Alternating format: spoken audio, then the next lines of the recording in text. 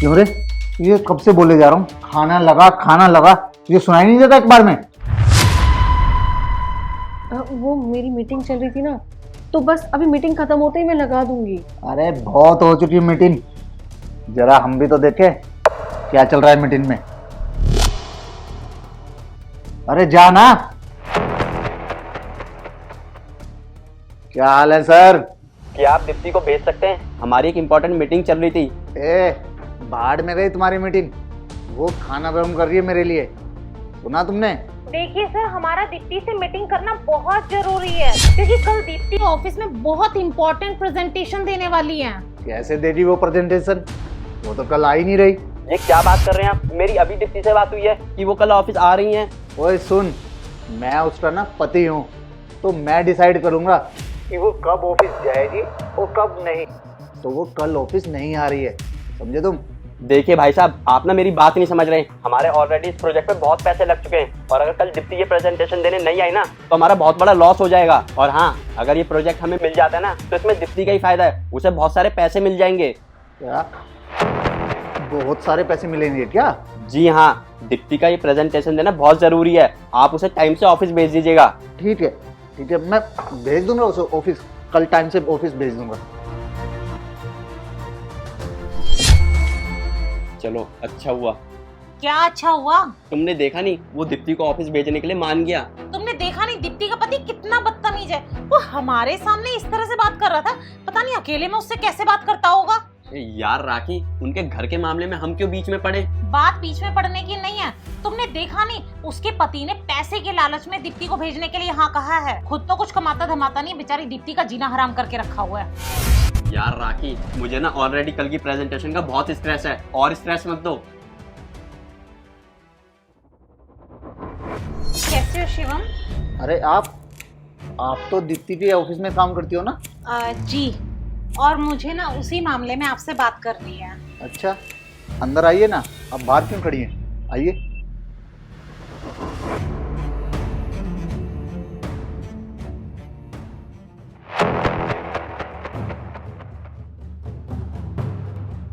जी आप कुछ कह रही थी? जी हाँ, मुझे ना आपको एक खुशखबरी देनी थी। दीप्ति की वजह से हमारी कंपनी को बहुत बड़ा प्रोजेक्ट मिला है, और कंपनी ने दीप्ति के काम से खुश होकर दीप्ति को 10 लाख रुपए का बोनस दिया है। 10 लाख? सच कह रही हैं आप? जी हाँ, और उसके साथ साथ ये तलाक के पेपर्स। तलाक के पेपर? ये क्या कह रही हैं आप? जी हाँ, दीप्ति आपसे डाइवोर्स चाहती है, और ये बात वो आपको बताना नहीं चाहती थी, इसलिए उसने मुझे आपके पास भेजा है। अगर आपको 10 लाख रुपए चाहिए तो आपको इन डाइवोर्स पेपर पर साइन करना पड़ेगा। ये क्या बकवास कर रही हैं आप? अरे मैं कोई बकवास नहीं कर रही हूँ, मैं सच बोल रही हूँ। अब आप ही डिसाइड कर लीजिए कि आपको 10 लाख रुपए चाहिए या आपको बीवी चाहिए। अगर आपकी जगह मैं होती तो मैं पैसे लेती, क्योंकि आपकी बीवी का ऑफिस में ऑलरेडी एक अफेयर चल रहा है। क्या दीप्ति का ऑफिस में चक्कर चल रहा है? ये बात तो मैं पहले जानता था कि वो एक नंबर की गिरी हुई औरत है। लाइए, मैं साइन अभी कर देता हूँ।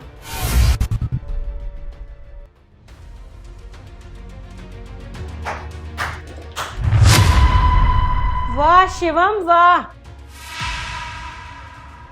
दीप्ति तुम यहाँ? मुझे यकीन ही नहीं होता कि तुम पैसों के लिए इतना गिर जाओगे।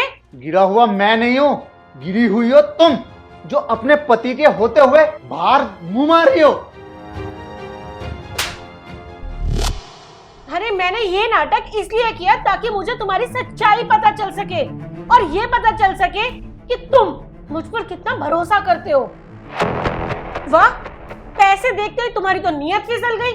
मुझे पता है क्या लगता था कि तुम ऐसा इसलिए करते हो क्योंकि तुम्हारे पास जॉब नहीं है, पर तुम तो इंसान ही गिरे हुए हो।